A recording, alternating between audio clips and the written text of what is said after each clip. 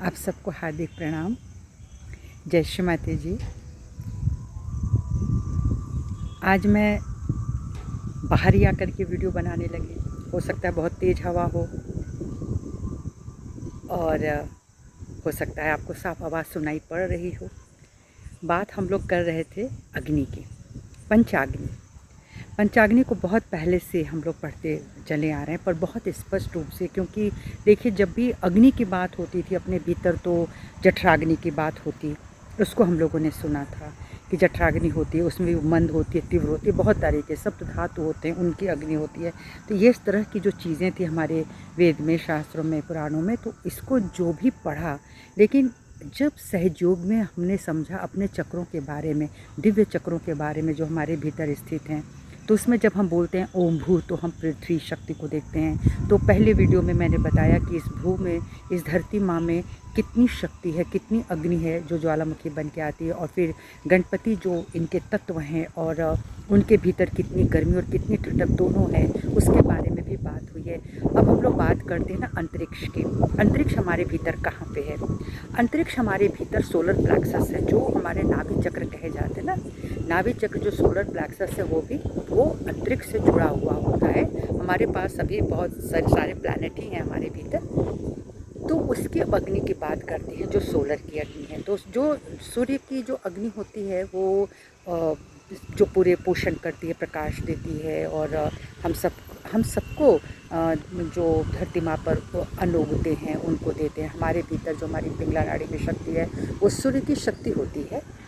तो उसमें क्या होता है कि जब हम अंतरिक्ष की बात कर रहे हैं और आँख बंद करते हैं, तो मैं अपने नाभि चक्र को देख रही हूँ, और उस नाभि चक्र में जो 10 इसके डायमेंशन होते हैं, यह जो अग्नि होती है वो जिस तरह से स्वाधिष्ठान जो है वो नाभि से निकला होता है, इन दोनों को हम लोग लेकर के, जैसे ओम भूर भुवः स्वः, स्व हम आत्मा की तरफ चले जाते हैं, और एक स्वाहा हम लेते हैं जो सब कुछ स्वाहा कर देता है। तो जो स्वाहा कर देता है वो आपके नाभि चक्र में है, सोलर में है। जो अग्नि है वो सब कुछ हमारे गलतियों को और हमारे कमियों को स्वाहा कर देती है। तो हम उसकी बात करने जा रहे हैं। तो इस अग्नि को देखने के लिए हमने ये देखा कि आप जो खाते हैं या जो आप विचार करते हैं वो आपके पहले नाभि पर आती है, नाभि चक्र पे आती है, वो लीवर में जाता है, लीवर उसको सही तरीके से हृदय में भेजता है। तो उसमें भी एक अग्नि होती है। अगर ये अग्नि ना हो तो खाना पचे ही नहीं, सारे रस निकले ही नहीं, सारे एंजाइम्स हो ही नहीं। तो ये एक तरह की जो अग्नि है, इसकी भी हमको पूजा करनी चाहिए। तो हमको अपने लीवर पे, लीवर जो होता है, जो ये अग्नि है ना, वहाँ पे आपका अटेंशन, चित्त शक्ति बैठा हुआ है। तो जब आप चित्त शक्ति, जो से कहते हैं चित्त वृत्त निरोधा, तो जो चित्त वृत्त निरोध होती है वह आपका ध्यान के बाद ही मिलता है। ठीक है। तो इस अटेंशन को कैसे हम प्योर करें, कैसे करें, वो इस अग्नि में सहायक होती है। तो जब हमको क्लियरेंस करनी होती है तो फिर हमको राइट हैंड खोलना होता है, दाहिना हाथ हमको अपने नाभि पर रखना है। ठीक है। अब बायां हाथ आप खोलें, दाहिना हाथ अपने नाभि चक्र पे रखते हुए हम प्रार्थना ही करते हैं पूरे प्लैनेट से, जो भी आपका, जैसे जो स्वादिष्ठान है, जो नाभि चक्र है, उसमें प्रार्थना करनी होती है। और स्वादिष्ठान का अर्थ है स्वाद का प्रतिष्ठान। जो कुछ आप खाते हैं, जो पचता है, लीवर एंड किडनी दोनों से ही जाकर के क्रिया संपन्न होती है। तो ये जब अग्नि मंद पड़ जाती है, कमज़ोर पड़ जाती हैं, तो तमाम तरह की बीमारियां पैदा हो जाती हैं। तो लीवर को शुद्ध रखने के लिए, अपने इस नाभि चक्र को शुद्ध रखने के लिए सोकिंग बताई गई है, और आइस पैक बताया गया है। अपने लीवर को कूल डाउन करते रहें, और अगर बाई नाभि खराब है तो उसको अग्नि तत्व प्रदान करें, अलग से दें, जो अगर अग्नि मंद हो गई है तो। और जब अग्नि मंद हो जाती है यहाँ पे, तो फिर बहुत तरीके के बाह्य आक्रमण भी होते हैं। जो बाह्य आक्रमण होते हैं, जिसको हम लोग कहते हैं कि ये मल्टीपल पर्सनालिटी डिज़ॉर्डर आ गई, और कुछ इस तरह की जो चीज़ें होती हैं, इंसान बहुत सोचते सोचते उस एरिया में चला जाता है। तो आपके 2 एरियाज़ ही होते हैं, तो वो भी एक सबकॉन्शियस एरिया और सुपर कॉन्शियस एरिया में अगर आप चले गए तो मुश्किल हो जाती है। तो जो सुपर कॉन्शियस एरिया वो भी अग्नि है, पिंगला अग्नि है।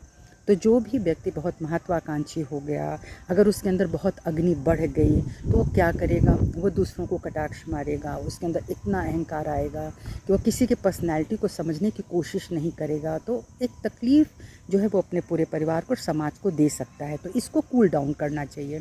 तो इसके लिए भी जो विधान आपको सहयोग में बताया गया है, इस अग्नि को शांत करने के लिए स्वादिष्ठान और नाभि आप दोनों पर अपने लीवर पे और स्वादिष्ठान पे बर्फ़ रख करके जो अतिरेक अग्नि है उसको शांत कर सकते हैं। और जो मंद अग्नि है वहाँ पे आप फायर एलिमेंट का आह्वान कर सकते हैं। जैसे हम लोग हवन करते हैं, हवन हम बाहरी तौर पे करते हैं, लेकिन उसका असर हमारे भीतर होता है। हमारे भीतर भी अग्नि तत्व बढ़ती है। अब जैसे आप स्वादिष्ठान लें तो वो पानी का तत्व हो जाता है। तो पानी तत्व क्या है? हाइड्रोलिक आपने ये करंट जो सुना हुआ है, ये पावर, तो यहाँ यानी पानी में भी बिजली है, पानी में भी अग्नि है। इसी तरह से जब हम हवन कर रहे हैं, सब कुछ स्वाहा कर रहे होते हैं, तो इसका मतलब है कि हमारा अच्छा पाचन हो, सब कुछ बढ़िया हो, और यह सुगंधी जो है वो हवन के माध्यम से दूर तक फैले, तो हमारे अंदर भी यही हवन की जो दिव्यता है वो आनी चाहिए। तो इस तरह से इस अग्नि को, आपकी 2 अग्नि आज आपको पता चली, और इस अग्नि को संतुलन में हमको लाना चाहिए। इसीलिए जब लोगों को पता नहीं होता है तो वह लोग अतिरेक में चले जाते हैं, लिवर सिरोसिस हो जाएगा, किडनी प्रॉब्लम हो जाएगी, एंड बहुत सारी चीज़ें होती हैं। इसीलिए इस अग्नि को शांत करने के लिए हमें ध्यान की बहुत आवश्यकता है। ध्यान के बाद ही पता चलता है कि हम राइट साइड चले गए हैं, माने बहुत ज़्यादा अग्नि की तरफ चले गए हैं, या हमारी अग्नि बहुत मंद हो चुकी है शरीर में। तो इस तरह से आप अपना ख्याल रखें, ध्यान करें। आप सभी को मेरा प्रणाम। जय श्री माता।